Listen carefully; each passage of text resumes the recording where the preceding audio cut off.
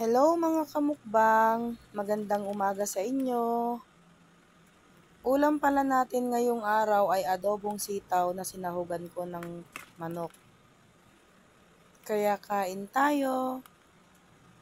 Yung sitaw pala na yan ay fresh from the garden of my sister pala, hehe. Bumili pala ako ng backbone na manok at yun ang isinahog ko dyan sa sitaw para naman mas masarap yung sitaw na adobo. At yan, tamang kain na lang ako dyan, kaya kain tayo.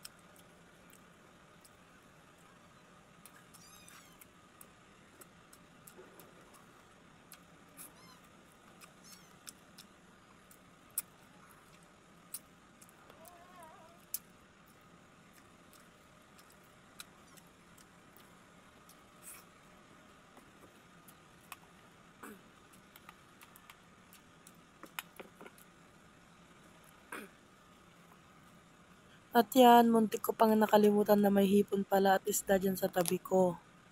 Yung hipon pala na yan ay matagal nang nire-request ng mga anak ko na bibili raw ako kasi gusto ng mga anak ko na mag-ulam ng ganyan dahil paborito nila yan. At syempre, pinagbigyan ko naman sila. At yung isda pala na yan, ang tawag sa amin ay karpa. Yan yung isda na matinik. Hiningi ko lang pala yan sa ate ko. Kaya salamat sa mga pamangkin at bayaw ko na mahilig magbigay ng isda sa akin.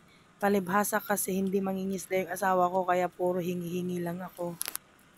Pero syempre paminsan-minsan bumibili rin ako para hindi nakakahiya kahit makapal ng muka.